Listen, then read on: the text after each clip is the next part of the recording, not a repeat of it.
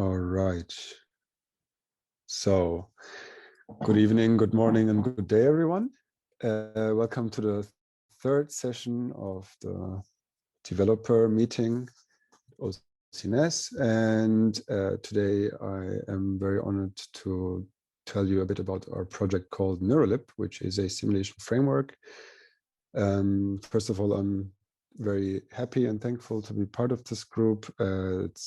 We're working on a very young and new project that's been around for a year almost. So it's a pleasure to be part of this group of much more experienced devs that I also know their work of and have studied their work as well. So I'm very happy to be here. And so I'm going to tell you a little bit about what neurolib is, and so that we're kind of on the same page, and then just dive into development related topics about it. So please feel free also to interrupt me while I'm speaking. Last few sessions, questions have come up in the chat. You can also just raise your voice. Actually, I would prefer that, but as you wish. So if you raise your voice, everyone else will also hear the question. Okay, so I'll share my screen.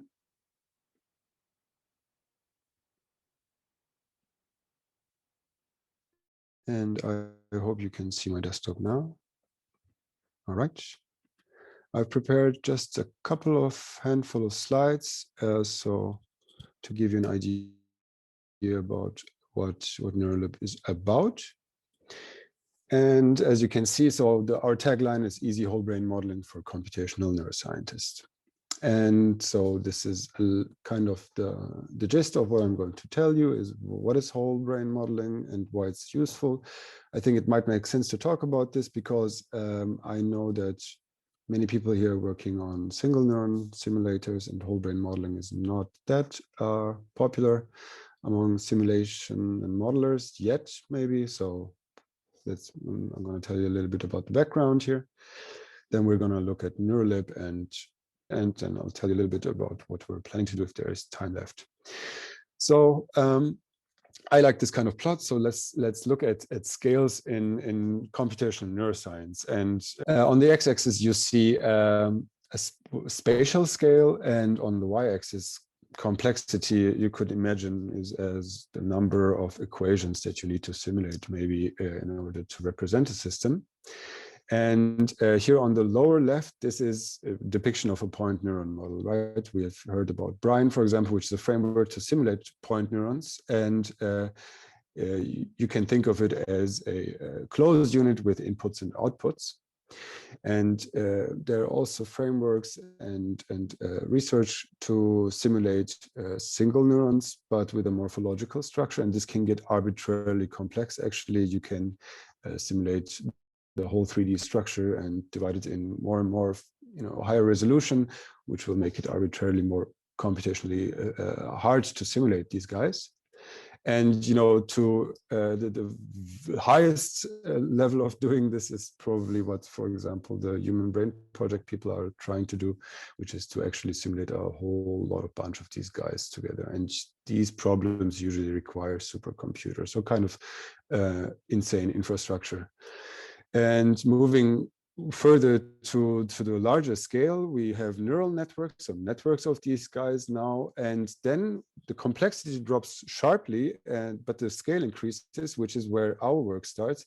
And this picture is there to represent neural mass models, so mean field models that just just reduce a whole lot of complexity by disregarding most of the dynamics of the individual neurons, but giving you a very, very fast and efficient way to simulate and represent the population activity of a network, for example.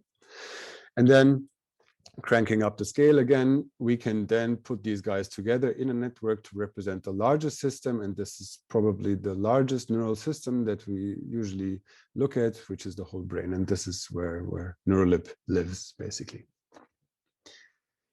Okay, so why is whole brain modeling useful at all? I think it makes sense to ask this in the beginning. So most research revolves, much of the research revolves around this question of, what is the structure-function relationship of the whole brain? Because nowadays we know things like the connectome, and we can then ask questions. What happens if you take out one connection between two brain areas, for example? What happens if you change the delays between brain areas? How is the dynamics of the brain related to graph theoretical measures of the brain, and so on. So you can imagine these kind of questions become relevant. At the same time, most commonly used recording modalities, they record not only a single neuron activity, but large regions of neurons. EEG and fMRI can only resolve so much. So there is a kind of a natural equivalence of trying to represent neural activity as a population itself, because we cannot, in many cases, cannot see clearly what's happening. So in this context, it also makes sense to use whole brain models to explain this data, especially if it spans across the whole brain. We can then now start also ask questions about, if you represent these systems, you can also start asking what happens if you perturb the system. So one popular application of this is to simulate electrical stimulation of the brain, which is a very simple method of basically putting electrodes on your scalp and just pumping low current electric fields there through it. And we can also do that in a whole brain network, obviously, by adding inputs to the brain regions that we're simulating. And another thing is that, which is also something very new coming up, is to ask, why does the brain's dynamics look like it does, depending on certain neuromodulator maps that we might have from of the brain. So for example, there are maps of serotonin expression across the brain, and we can then scatter these maps as parameters across such a whole brain network and ask, how does this affect the whole brain dynamics? And finally, this just gives us a mechanistic model to study brain dynamics. So we're not just limited to studying data from recordings, but actually change parameters, see how it affects things, and ask these more fundamental, maybe theoretical questions of how do oscillations in the brain come about, how do waves spread in the brain, and how do certain measures of dynamical states, such as criticality, affect the dynamics that we can expect or see in the brain. So this is the context of why this is all relevant and happening, basically. So at the heart of whole brain modeling, there is the network information that we need about the brain. And this is usually nowadays recorded, measured by DTI, this is diffusion tensor imaging, an amazing magical method of getting the fiber connectivity in the brain. So basically what this gives you is, very briefly said, DTI gives you a tensor for every point in space in your brain, and this tensor tells you how much water diffused at that point during the recording time. And it turns out that water flows more easily in the direction of a fiber than across the direction of the fiber, right? It's like a tube basically transporting diffusing water. And then if you start connecting these tensor components, for example, here's an example, then you get these streamlines. And these streamlines are basically the axonal long-range connectivity in the brain. And so you can get something called the connectome, which is, I think, referring to the genome as something unique to a person, something like a fingerprint maybe. But well, it also tells us how different brain regions are connected to each other. And so one step on top of that we need to do is, now that we have kind of like this fiber bundle, 3D fiber bundle, we also need to define brain areas. And you probably know that the definition of brain areas is often very arbitrary. Also in whole brain modeling, there are different maps. We call them atlases, where we divide the brain into brain regions, and then given the connectivity and the definition, the volumetric definition of what a brain region is, we can then start counting fibers. And that's basically what we do. We simply count how many fibers go from region A to region B, which gives us these adjacency matrices. This is now the actual representation of the brain network in the software, which is you have the number of brain regions here in X and Y, and then the color tells you how many fibers have we seen passing from A to B. And also we have the information of how long are these fibers on average. So here, for example, you would see one brain region, let's say you start here in the frontal cortex, and would be left, right, left, right, left, right, going through all the regions. And this gives you how long the fibers are between. Okay, so this was the structural part. This is the information that we need to put into brain models. Another that I just quickly skimmed over was we also need a population model to put now in every brain region. And we use usually neural mass models for that. We could, in principle, also use spiking neurons for that, but that would be just, just making everything n times more harder to simulate because we have n brain regions now. What we do instead is, and this is the only picture that I'm going to show you in this context, because a picture probably tells you more than anything else I could do in this short time, basically using mathematics to reduce the left-hand side where you see a spiking, detailed network of spiking neurons, just to something that is much more coarse-grained, but has only a couple of equations left, but gives us the firing rates, basically, of the populations. And we have done this in our lab, and there are other people who have done this a lot, and we have also verified that this actually gives us the same bifurcation diagrams between spiking neurons and neural mass models. So we're fairly confident that in this case, we use adaptive exponential integrated fire neurons. We're fairly confident that this representation in neural mass models is fairly good if you're only interested in these macroscopic properties like a population firing rate. So are there questions up to this point? Because this was kind of a dense primer. If not, I'll just go on. So again, a picture instead of words, just putting everything together basically, and combining these two things, the structure information and the neural mass model, we get a whole brain model. Simple as that. And from the whole brain model, we can then extract, simulate it and extract data, which is, for example, firing rates of every single brain region here in different colors. The black trace is something like an average. And then we can take these firing rates and convert it into a bold signal. A bold signal is blood oxygenated level dependent signal, which is what the fMRI scanner is recording. So the brain activity in an fMRI is usually the bold, the oxygen response of a brain, and there are models to convert firing rates of neurons into bold signals. So why would you do that? It's a very bad signal, but you need to do that if you want to compare basically your model to real data, which is bold data that we have. So in this step, when we have a model, then we can start optimizing it or explore it and compare it to actual data from resting state fMRI, for example, which we need to do with bold data. So this is just a visual overview of what the framework does. And this is, yes, please, yes.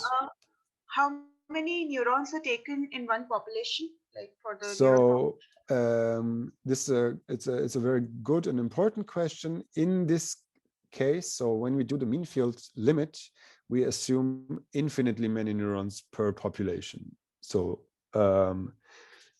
theoretically speaking, there are infinitely many neurons per brain area, so that the theory works. But in practice, you could say that these models start working at a couple of thousands of neurons. They become more and more accurate the larger the network is, basically. So, but I should add, we are not simulating individual neurons. We're only simulating their statistical overall behavior. So I hope that was clear. Yeah. Okay. So does it also depend on the length of the fiber? For example, like how many neurons are close by to each other? So they are taken in one population and neurons which are far apart.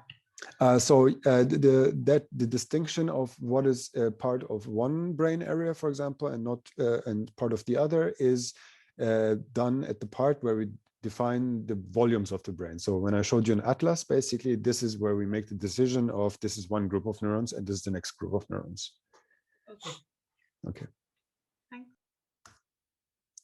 So here's one example, just a time series I wanted to show of what the output of a model looks like. You can see in the top panel, it's an average firing rate. We were interested in simulating sleep oscillations here. So very slow oscillations. This is over a course of 60 seconds.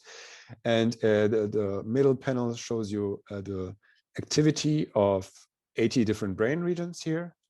Yellow is on and blue is off or low activity. And you can see here although there's a lot of fast dynamics that you cannot see, there's also very slow dynamics that I'm trying to show here. And if we zoom in into one of these events, for example, where many brain areas go into this down state, we can see some kind of a structure. And in this case, it's kind of a wave that propagates in the brain, for example, from the front of the brain to the back of the brain.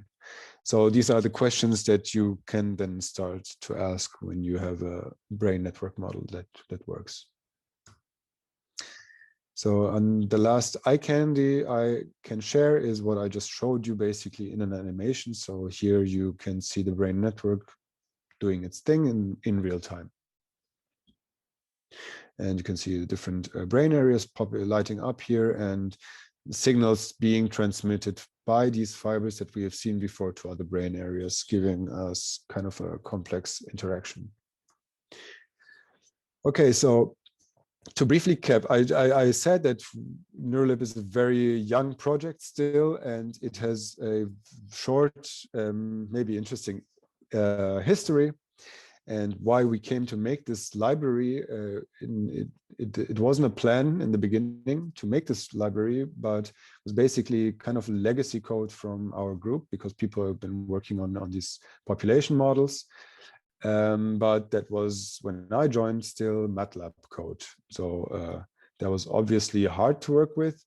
And at some point, me and others started to port this to Python because we like Python and made, once you have one model working alone, you can, generalize this easily in code to make N of these models and just connect them up. So the next step was not so hard to make a whole brain model out of a single neural mass model.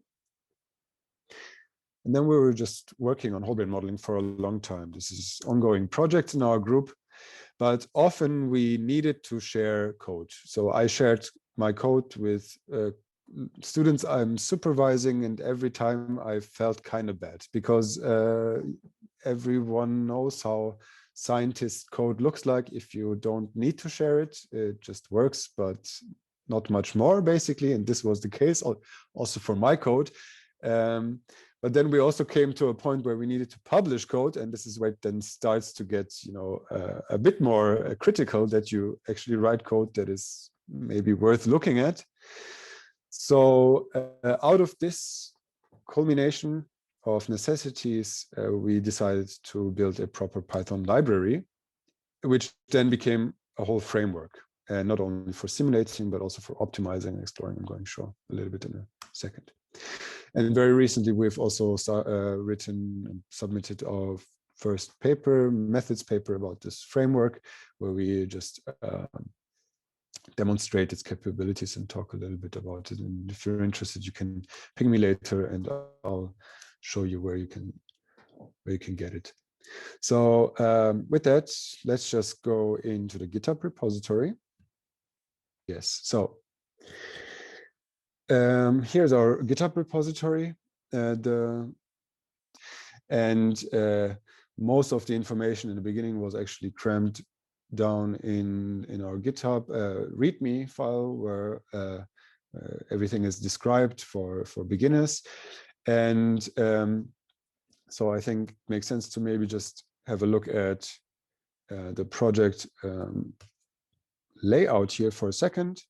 So this is the library main folder, and we have a subdirectory called models where we put all the models in that we implemented. We have a subdirectory called optimize where we put in mechanisms for optimizing models using different algorithms. We have some data in there, the data that I've showed you, the structural connectivity matrices, etc. So this is sample data to just get going. And then lots of utility files. So this is not even that much integrated into the framework, but rather you can load them separately and have fun with them. And probably most importantly for usability is our example directory. And I'm going to show you some examples in a bit. So let's have a look at our example directory. And as you can see, all of our examples are Python notebooks, IPython notebooks, Jupyter notebooks, sorry. And I will show you just a couple of examples so you see the syntax and everything.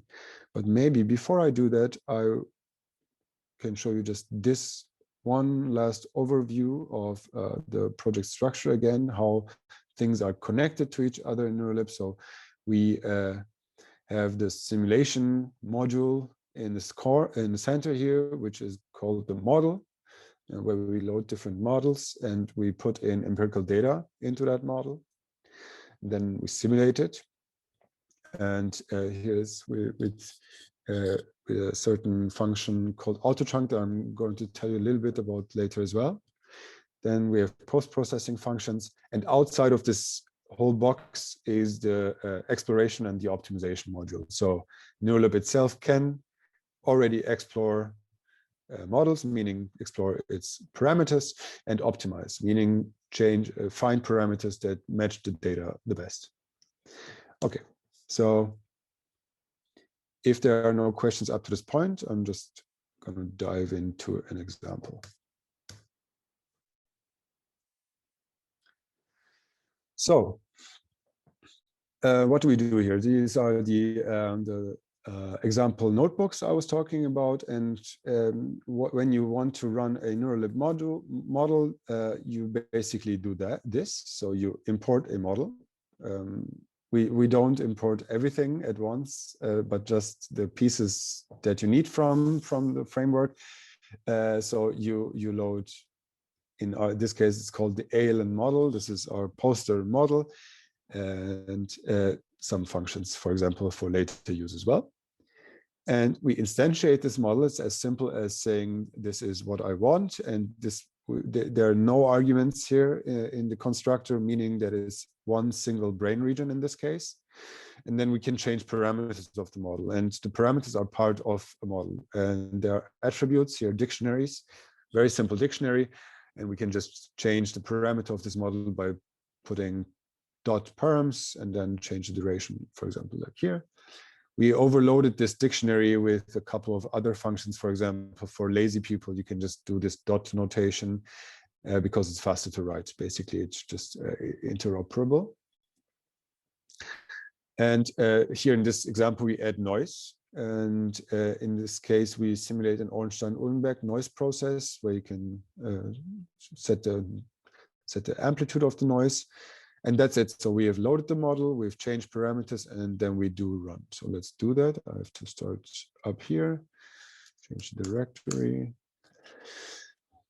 And so this will take a while until it's initialized, but the actual model creation and running, so for 10 seconds, takes literally a couple milliseconds only. As you said, that's done. And then if we want to look at what we just simulate, we can simulate now the results are stored in certain keys of the model or in an output attribute here, and we can just plot it. So we plot the time here, now the simulated time against the simulated activity.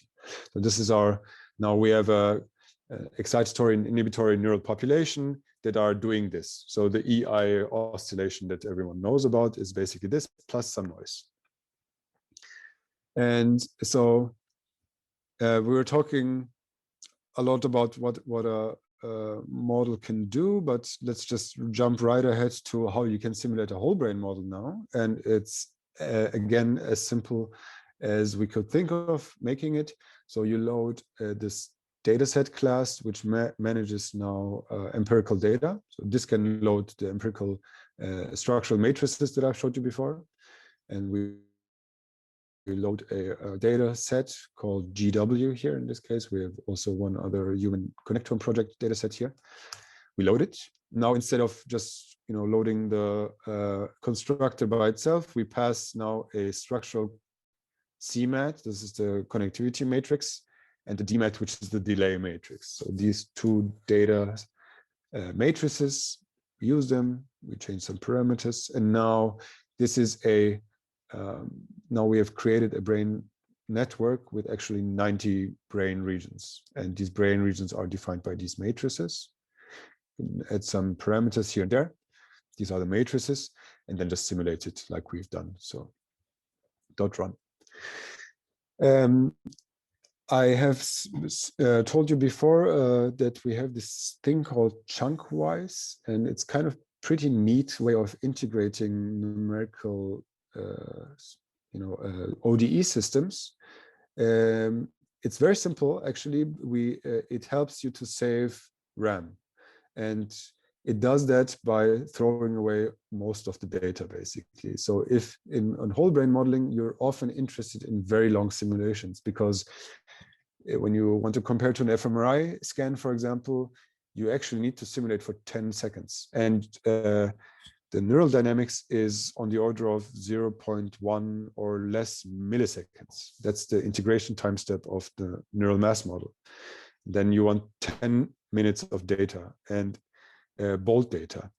So it would be insane to simulate 10 minutes and keep it in RAM and then convert it to bold. That just wouldn't work, which is why when we simulate chunkwise, we say this is the amount of time that you want to simulate, and then we chunk it into slices and simulate only one chunk, and then remember the last part of this chunk and throw everything away that we don't need and use this as an initial condition for the next chunk. So it is basically doing this chunk by chunk by chunk.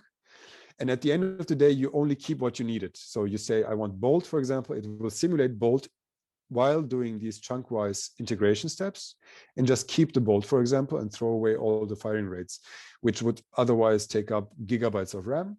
At the end, you just end up with the bold data that is has a very slow, low sampling rate. So this enables us to run these crazy long simulations on a normal laptop, basically. And so, yeah, this is how you load a model and how you simulate it. And I'm going to show you later how you would write an own model yourself. But before that, I also want to show you two other different important parts, which is the parameter exploration and the parameter optimization part of the framework. For the exploration part, it does basically, it's very simple.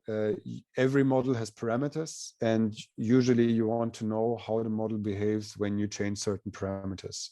And the easiest way of finding out what it does is to just simulate every single combination of parameters that you are interested in. And with neurolib, it's very easy to do that. So I'm just going to import everything here, and it's I'm going to show you a toy example. So we're not looking at a neural model here, but something now we'll explore this function. It's not a neural network or anything, but the function, which will do nothing more but to compute the distance to a unit circle. So it has parameters, which is x and y. So in the space, a point, and then the value of that point will be simply how far is this point away from a unit circle. We define this function, and we load this object called parameter space, which is also part of neurolib, in which we can then define ranges of what we want to explore. So let's do that. 1 second.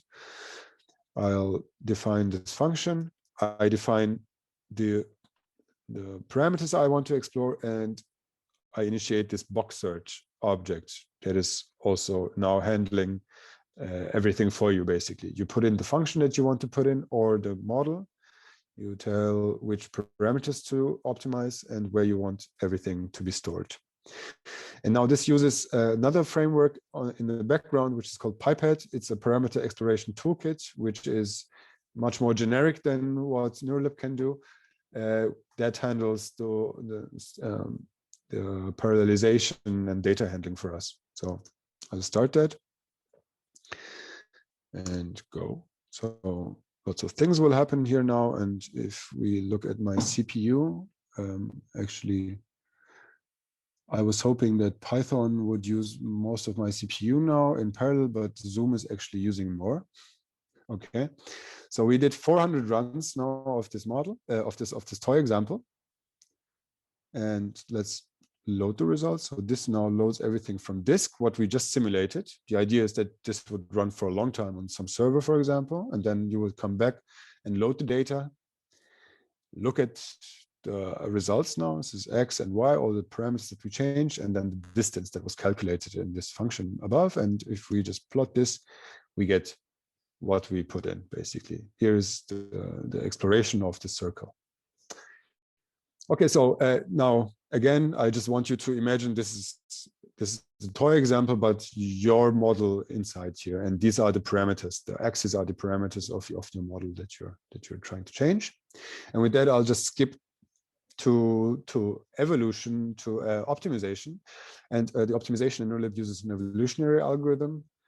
That has a reason, mainly because evolutionary algorithms are extremely versatile. You can throw anything at them and they will kind of deal with it. They don't need an explicit computation of your Jacobians or some other heuristics. It just simulates many individuals. It's called in evolutionary optimization, with different parameters, and if they are good, they can have sex and have a child. That is a new parameter combination, and this is just repeated in generations after generation after generation. So I have a little picture showing this as well. So this is just a overview what evolutionary algorithm is doing. So you initialize your population. This is now a population is a set of parameter combinations. So it could be like 100 different brain network models with different parameters.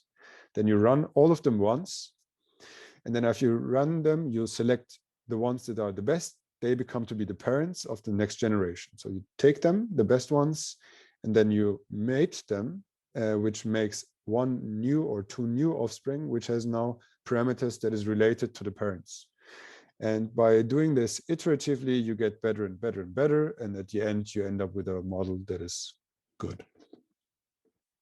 So again, I want to show you how easy it is to set up. I accidentally started it already. So we again optimize not a neural model. In this case, we want to optimize a circle again because we like the circle so much. So in this case, the output of this optimization will be, again, how far you're away from the circle. And the idea is we sample from this 2D plane different parameters, and we hope we can get onto that circle as close as possible, basically. And here, the distance to the unit circle gives you how fit you are. And we do that. So we again use parameter space. We tell it the variables the parameters to optimize, their ranges that we want them to optimize in, and then set some parameters of the evolution. For example, how many individuals do we want? How many generations do we want to run this? And we run it. And this has run for quite a couple of rounds already. And it should be finished. It is finished already. And then we can, again, like the exploration, load the results and then print some information. And we should see here, nice. So this is, we started basically, now here you have, again, the same space as I was showing you before, X and Y axis. We started with the uniform distribution of these dots, individuals, basically, with different parameters. And they slowly, during the evolution, converged onto that circle because the circle is the optimal point where they want to be.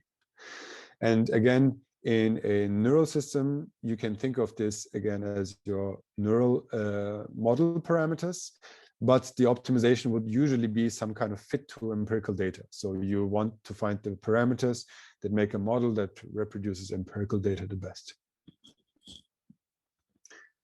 Okay, so again, we're back at the GitHub repository. And I just want to use the remaining couple of minutes to talk about how we develop and what kind of methods we use to organize things. And first of all, very recently only, and I'm very happy that that I can show you now, is very recently we got a documentation up, actually. So the only documentation that we had up until now was the examples that I showed you before and heavy commenting of code.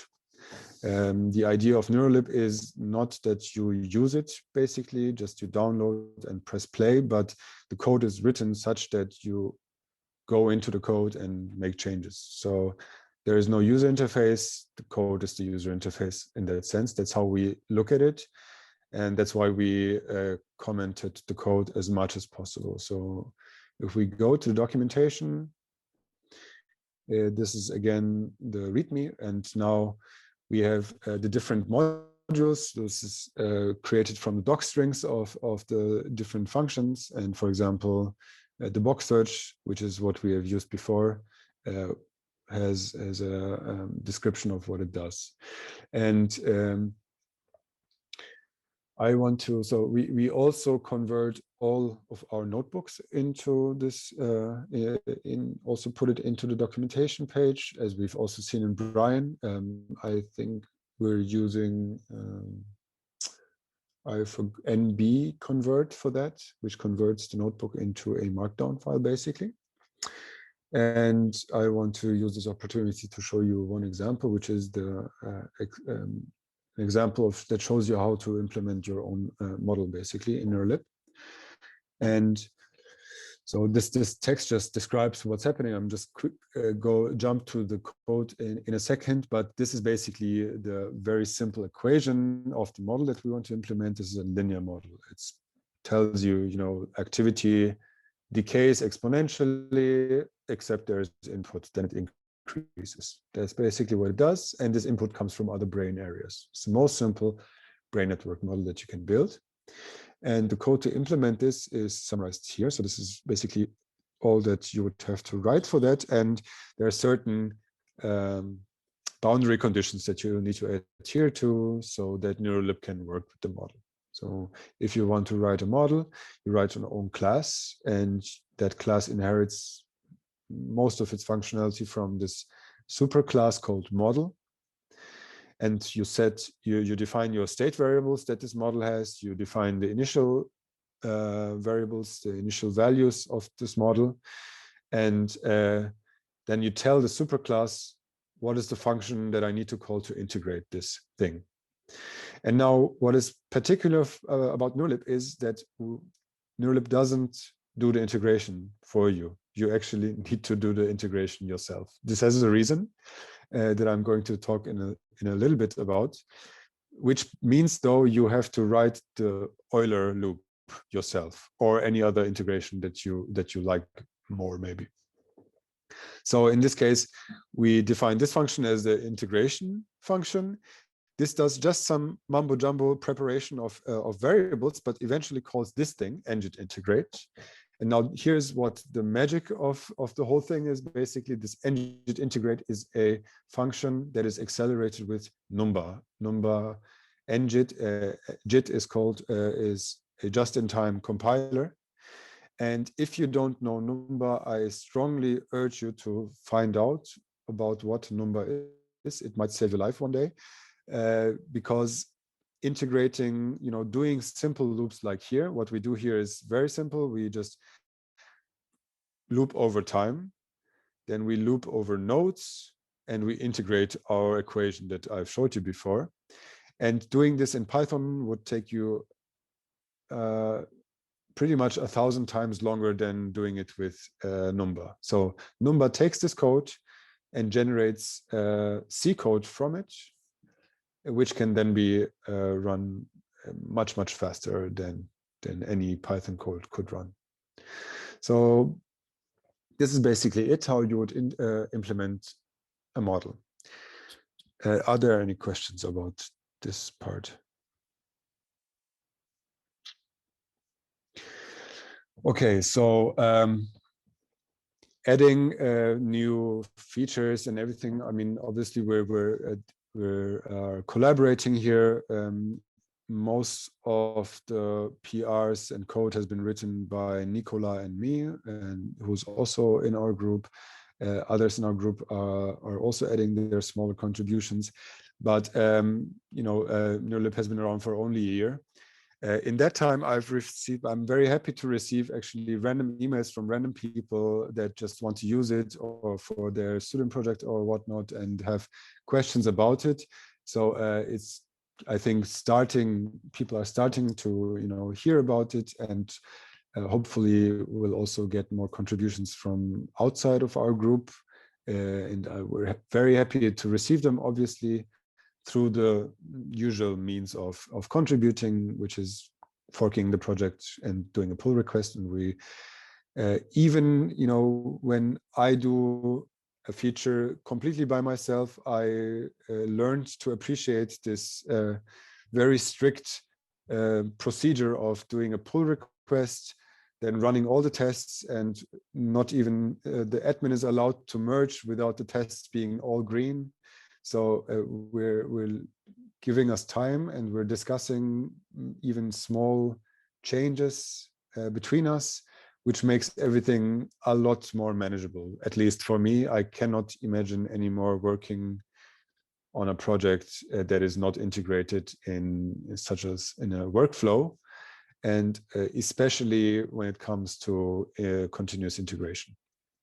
So a couple of days ago, we actually had the first person to write a post in this GitHub discussion, asking a pretty direct question about how to use a model that they're working on. So I was very happy about that.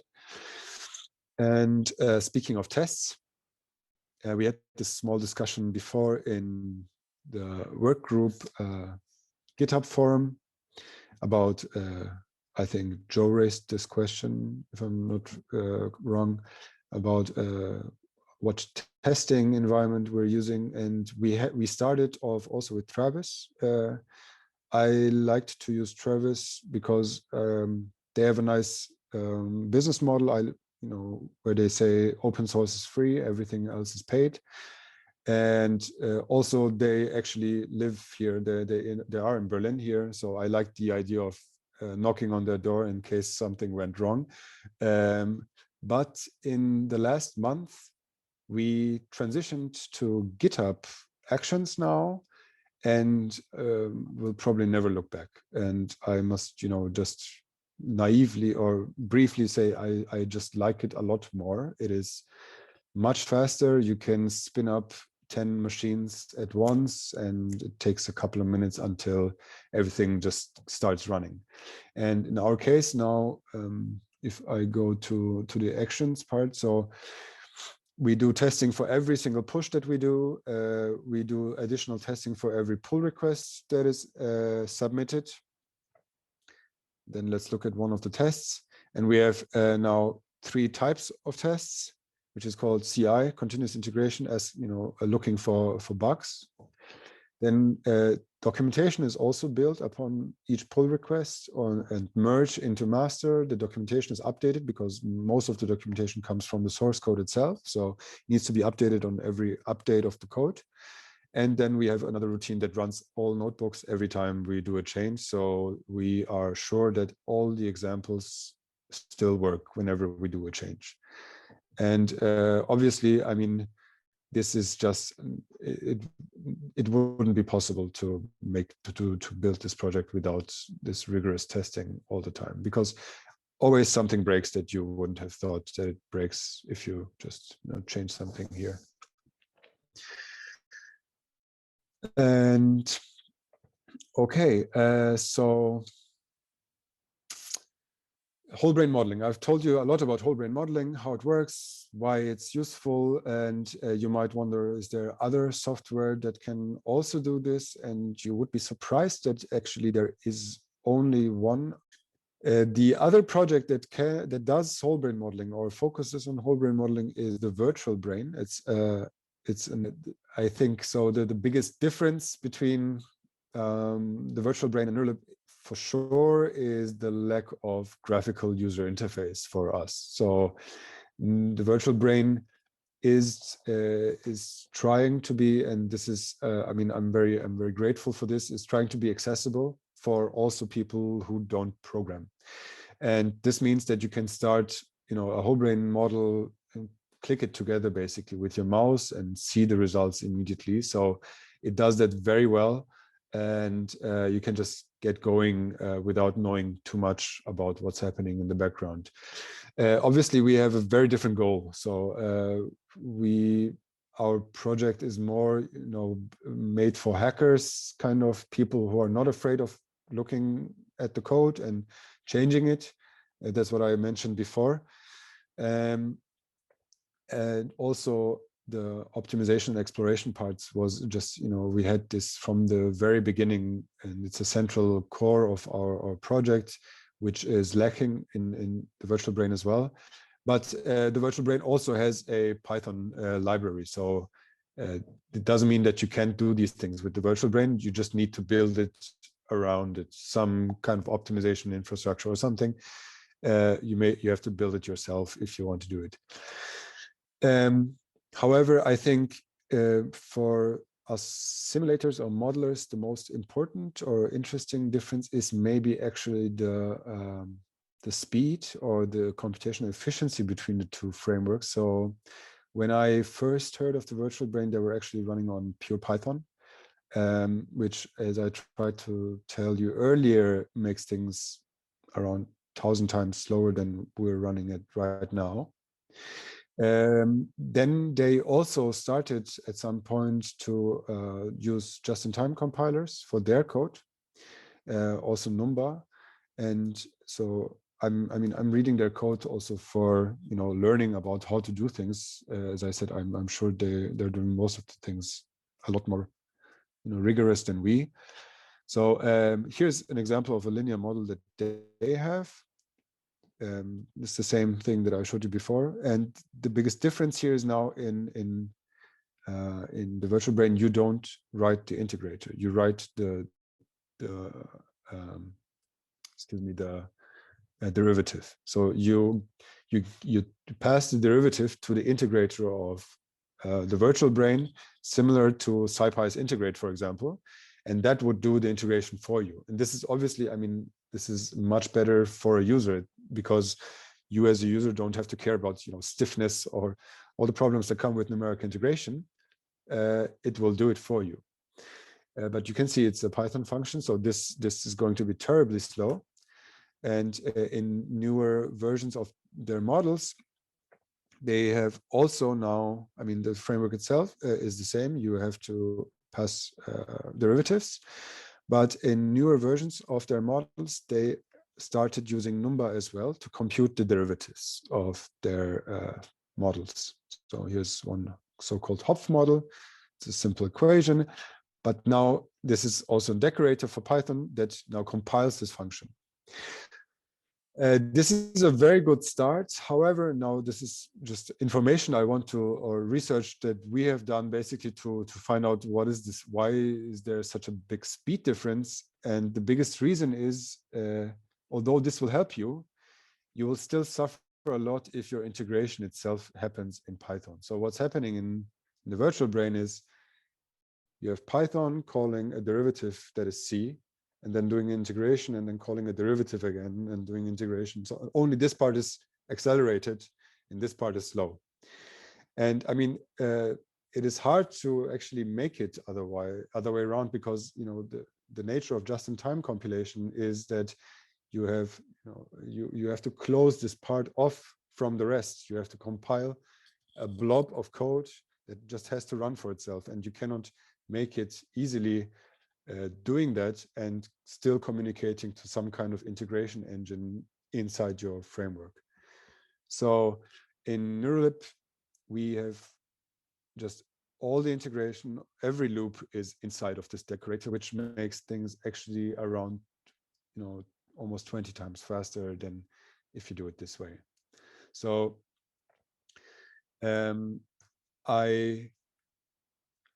this is basically the way we implement things now. I think I'm almost at the end of what I wanted to show you. Just as a last remark of what we are doing in the future. So obviously we have a couple of models already implemented here. So we have Fitsunagumo, oscillator Hopf model. We have a thalamic model, Wilson-Cowan, a Wong-Wang, and the ALN that I've showed you before. So these are all very popular neural mass models. And we're going to add more. And it's fairly easy and fast to add one, as I showed you before. So this list can grow fast, I think. But so our ultimate kind of milestone goal is something that I've also discussed with some people in this group before, unrelated to this work group, but I think it's a more general problem in building simulation frameworks, which is we're going to tackle, and we're already doing it, tackle heterogeneous modeling. And heterogeneous modeling means that now instead of having one model that lives on, let's look at this picture. So instead of having the same model that lives on every brain area, we want to actually simulate a brain where some nodes are one model and other nodes are another model. So a different model. For example, we would have models for cortex, which is this guy, but we want to simulate something else in thalamus or in hippocampus. And there are other neural mass models for these brain structures.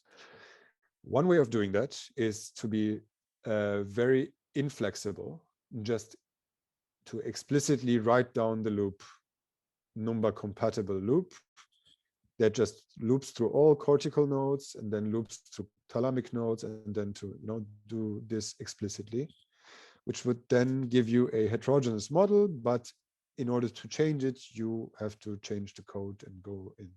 So this is obviously not very flexible, but still a possibility, and we know it works and it's very fast. This is probably even the way that we are going to do things in case we need to run very long simulations, because this is just the fastest way of doing things.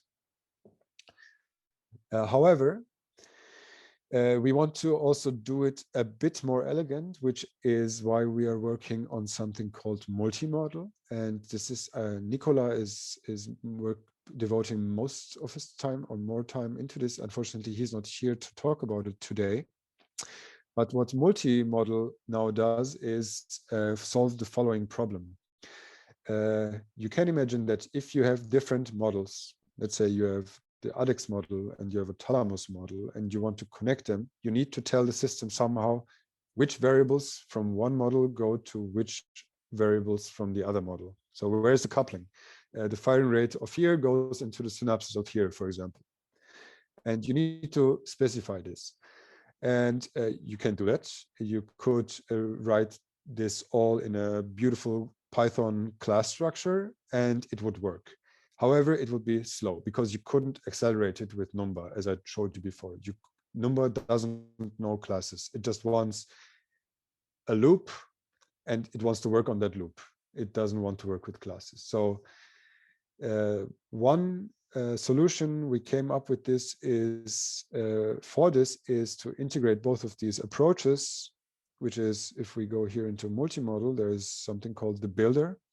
Now we have different neural mass models, again, kind of the same things that we had before, but now we have different classes for different parts. So for example, you have an excitatory and an inhibitory class, and then this is the so-called, you could call it a K1 node, which is one population, two of these, and then we make one node of these things. So we say this is one node, this is a K2 maybe, so it's a higher hierarchy. And then we have, this is one brain area, and we connect it to others, and we say, okay, if we want 50 times of this node connected by these variables. And then we want two thalamic nodes. We instantiate them the same way using these Python classes. But now instead of simulating it using Python, what this backend can do is to take all the equations that are part of these models and actually paste it into a text template, similar as Brian does it for C code. But now in this case, it's actually Python code. It generates Python code that can generally, integrate over this whole mess of models, which becomes a huge matrix. And this Python code is a template, is pasted, and then accelerated using Number. So these are the steps that we're going. Class structure that builds these, text file or text that comes out as Python. We add Number engine to it, and suddenly it's 1,000 times faster. So this is basically what we're working on right now. And the feature, why we do this is basically because we think this helps you to just work much faster and to experiment much faster. And so you can just load different brain areas and add them to the graph without much hassle. But obviously, this is a very challenging problem. It turns out that it's just very complicated to keep tab of all the different nodes that you have to do the exchange of data and to do it in a fast way. Okay, I think that is it. This is all I wanted to share with you. I'm very happy, thankful that you had time to listen. And if you have any questions, please ask them.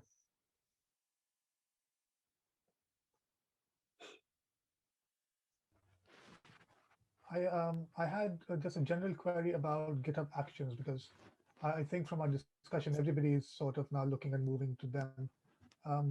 What base images and things do you get on GitHub Actions? Like on Travis, you get Ubuntu 18, perhaps, on a 64-bit system. What do you get on GitHub Actions? Can you choose?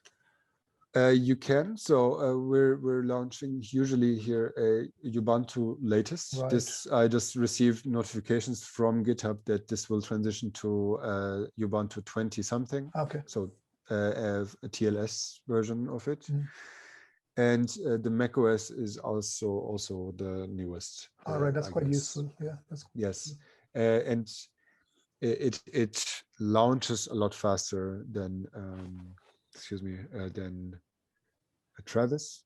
Yeah. And it's very easy to have these it's called matrix, test matrix in their lingo. So you would launch Ubuntu and macOS with 3 different Python versions, which makes you end up with 6 different runs in this case. Okay. And I can just also direct you to these files in our repository. I use them as templates for other projects.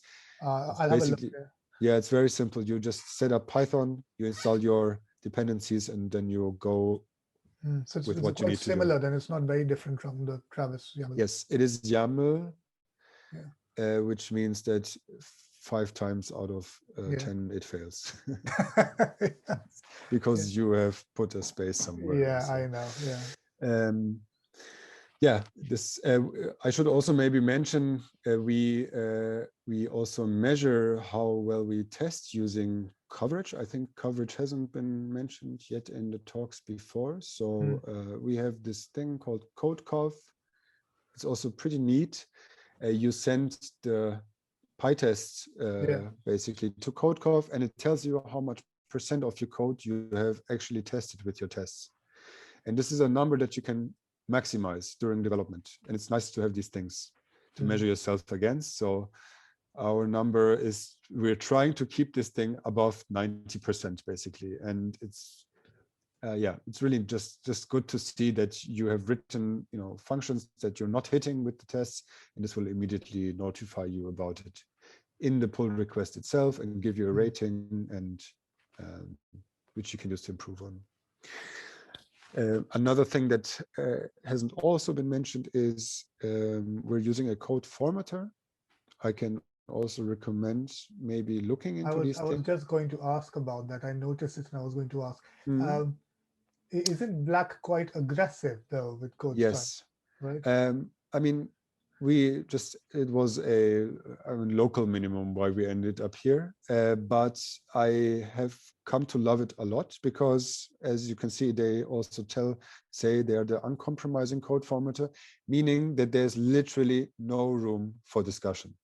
And this is just, if you work with other people, I think it makes sense to have some kind of norms, and no one likes to enforce norms. It's much better if software does it for you. So if you have VS Code, I don't know which IDE you like to use, but you can integrate these formatters into your IDE and you press just save, and it will clean things up for you. So if I am someone who likes to write, if I need to turn off my firewall.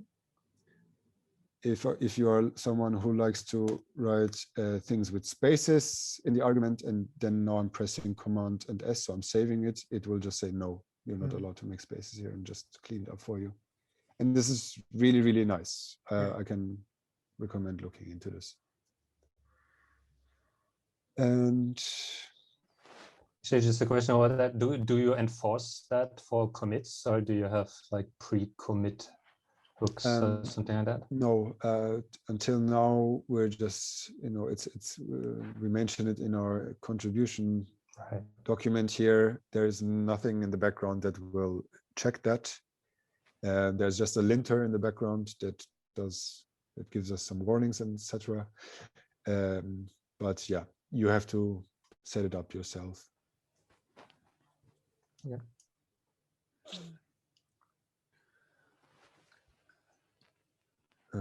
I was looking into Number. So Number depends on LLVM Lite, which then depends on LLVM, right, for the just-in-time compilation. That is true. Yes. Yeah.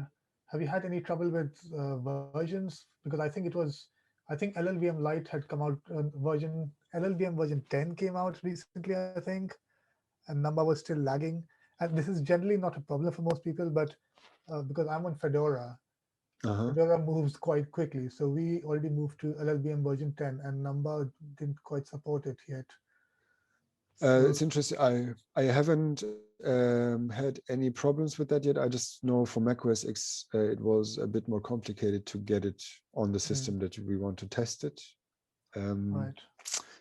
But I think if you just install Number using pip, it will probably already tell you what to do. Okay, yes, okay, yes. Yeah, I mean, Number is not open.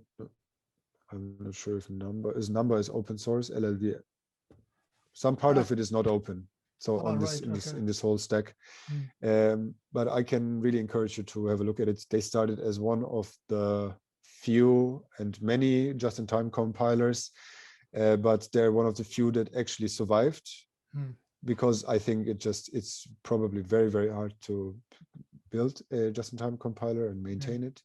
And with time, they just kept adding features of NumPy into Number. So Number is trying to be NumPy compatible, meaning that if you do a np.multiply, it will actually not only do it in machine code for you, but even parallelize it whenever it can for you without doing anything. So Number apparently even does stuff on the GPU if you want it to, which I haven't tested yet, but maybe in the context of individual neurons where you have thousands of systems, that might make sense. Yeah, no, that's definitely something worth looking at. Yeah. I wanted to ask about that, but I mean, as Thomas well knows, for the GPU code, they always run into limits with the testing on the test servers, right? Because GitHub Actions doesn't run things on the GPU, so that's a really annoying thing. I'd love to have a solution except for paying money. Where would you run GPU tests actually? Well, you could buy. I mean, they're only, as far as I know, they're only paid options. So you basically rent a virtual machine. Rent a virtual machine running on a real machine that actually has a GPU, or you set up your own machine and and connect it to your test infrastructure. Yeah, If anyone knows of a free alternative to run CUDA GPU tests, I'd be be very happy to know about it. we run it all on our own machines. Right. The GPU stuff. Yeah. Yeah, there's a teaser for our dev talk in a few weeks' time, how you set up CUDA testing on your own machines. Right, nice. Yeah, I think a lot of us are really looking forward to that, because that seems to be quite a common problem. Yeah, yeah. Isn't all of these third-party CI providers seem to have the same solution, which is you buy some CUDA machines on Amazon Elastic Cloud or whatever, and then you pay for your GPU testing time. Right. Yeah. If you're a company earning money with your software, then it's a perfectly reasonable thing to do. But Exactly. I mean, I just love the state of things these days, that we expect servers popping up out of nothing for free. This is just a great time to be alive, to be honest. Well, it's great how it works. Yeah, I mean, Yes. struggling with testing stuff on Windows and OS X and Linux and GitHub Actions or whatever. You just say, run the thing on. Yeah, give me 10 Windows first X servers for this little Right. code change that I did. Yeah. Okay. Any more questions? And if not, I'll stop my screen share at this point. Well, that was great, Kaglar. Thank you so much. Thank you a lot for joining. And I think we can stop the recording probably, or I will do that now then, thank you. if I can find it. It will probably Oh, here.